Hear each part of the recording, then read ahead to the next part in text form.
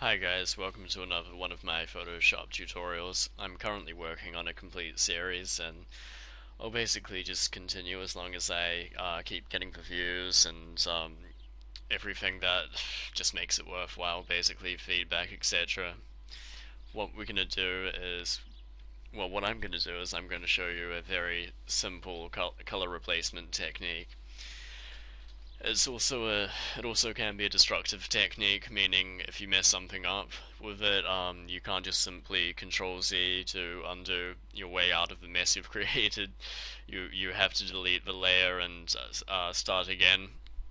So the first thing that we're going to do is we're going to copy the image, the background layer. So click on the background layer, drag it down into the new layer icon. As you can see, it's copied it. Now, what we need to do is we need to select the apple. So I've already got the tool selected, but if you come up here, you can see that we've got the quick selection tool. So click on that and click anywhere inside of the apple. We'll just move out around the edge. And as you can see, it's done a pretty nice job of selecting the apple. There are, however, a few little bits here and there where it hasn't selected the apple completely. So what we can do is go to the select menu, down into modify, and then down to expand. And we can expand by 3 pixels, seems like a decent amount, but we'll go with 2 actually just to be safe. Alright, as you can see, that's moved out the selection of a little bit by 2 pixels. From here we need to go to edit, image rather, adjustments, and then right down to replace color at the bottom here. Alright, so here's a nice new menu for you. What you'll be seeing is this view probably, the selection view, black and white, and it basically highlights in black and white where you've the changes to the color that you've done. But if you prefer, you can just look at the zoomed in preview of the selected area. But I'm going to go back to selection anyway. Now we need to come up here to color, which is actually the color we want to convert from.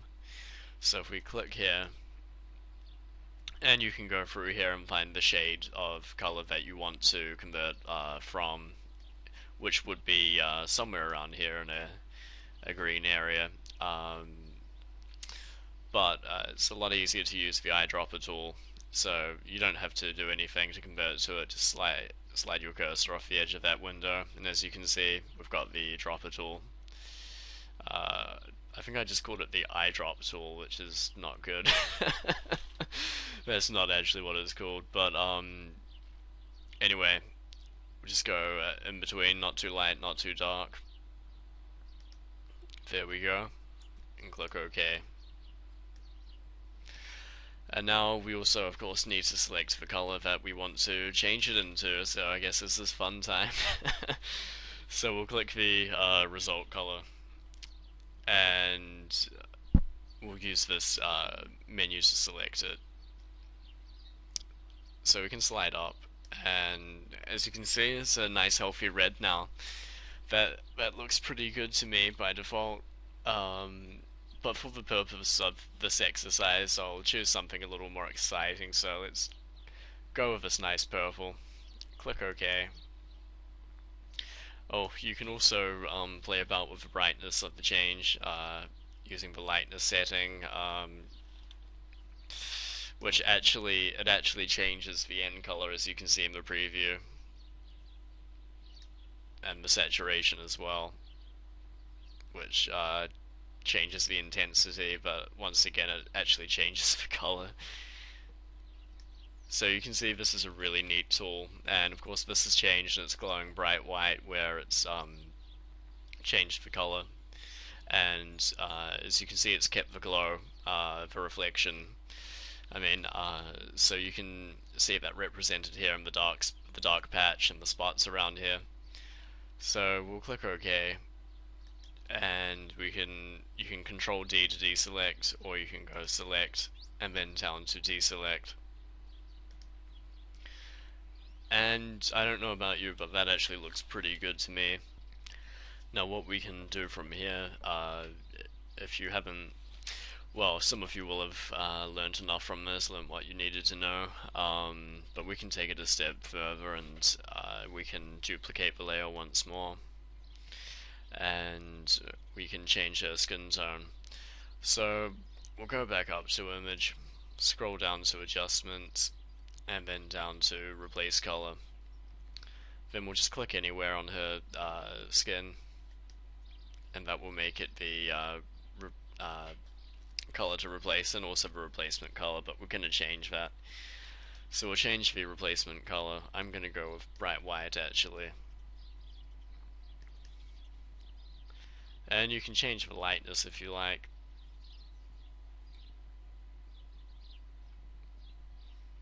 I'm going to leave it, let's just say about here. Then we're going to click OK. And as you can see, that's looking a little bit like a piece of modern art actually. You know, for better or for worse, whichever your preference, but once again, we can still take this further, if not for the sake of just a little practice with the lasso selection.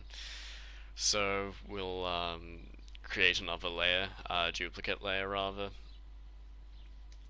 and then we'll come over here and we'll select the lasso tool.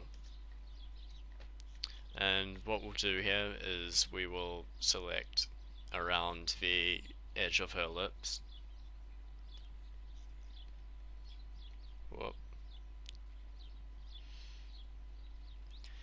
And we'll just join that up here.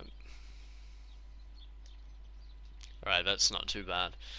Now we'll go to image, adjustment, and down to replace color. We'll select the darkest red point on the lips, just to get the maximum effect. Down to the result color. And this you can make anything you like. I mean, hell, you could even come down here and make them purple as well, which looks pretty good and blends in, or you could accentuate the redness of the lipstick a little more. I actually liked the purple lips, so I'm gonna leave it here. Click OK, click OK, select, deselect, deselect, yes, and there you go. Here's the end result.